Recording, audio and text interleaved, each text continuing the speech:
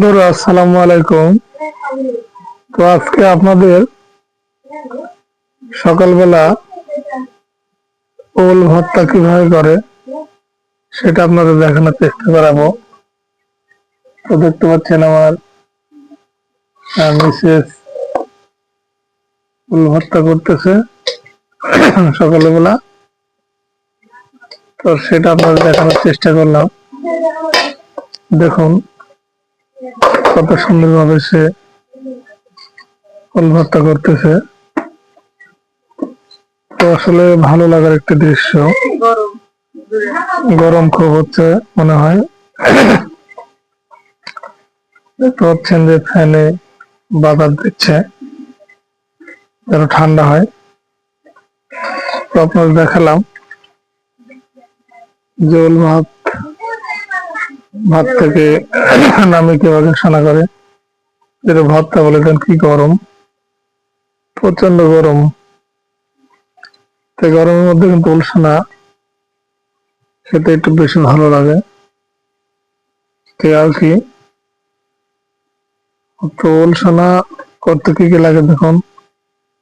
পেঁয়াজ রয়েছে, আর তেল, তারপর যে মরিচ শুকনো পেঁপেটা লাগে। বন্ধুরা এখন পেঁয়াজ কাটতেছে। তো মনে হয় ওল ঠান্ডা হয়ে গেছে। এখন রসুন তো দেয় ভাতাতে। রসুনটা ভালো এমনিতেই ওলের সাথে রসুন দিলে বেশি ভালো লাগে। তো রসুন কুটি কুটি করে কাটতেছে, কেটে দিবে। আর সাথে দেখতে পাচ্ছেন যে সরিষার তেল তো রয়েছে, এটা আরো ভালো লাগে বেশি। তো খুব ভালো জিনিস, এটা ভালো লাগে খুব। এটা একসাথে দিলে খুবই ভালো লাগে। তো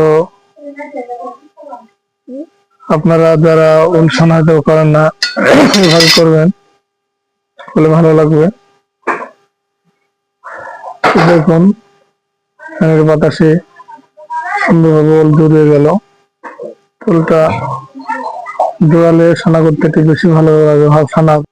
বন্ধুরা তো দেখুন এখন লবণ দিল, তারপর দিবি মনে হচ্ছে শুকনো মরিচ। এই যে শুকনো মরিচ, শুকনো মরিচ দিল। শুকনো মরিচ পরিমাণ মতো দাও, বেশি ঝাল না হয়। তো ভালো খুব। দেখুন সুন্দরভাবে দেখুন ভর্তা করতে ওল ভর্তা। ওল ভর্তা সকালবেলা কিন্তু গরম ভাতের সাথে খেতে মজা লাগে, এক ব্যতিক্রম নয়।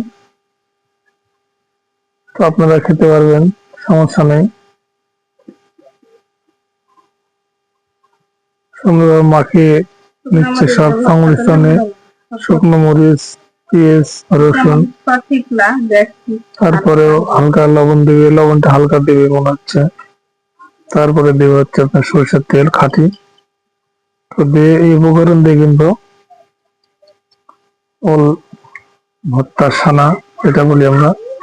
এই যে দেখুন সরষের তেল দিচ্ছে পরিমাণ মতো, বেশি না কমও না। তারপরে লবণ লাগবে। লবণ দিয়েছ? লবণ আগে দিয়েছি, কম খাই যেহেতু আমি লবণ। লবণ হচ্ছে সুন্দর করে দেখুন কমপ্লিট হয়ে গেল। গরম দেখি আমি টেস্ট করি কেমন লাগে। দেখতে পাচ্ছেন আমার হাত, খাই। বাহ, সেই স্বাদ।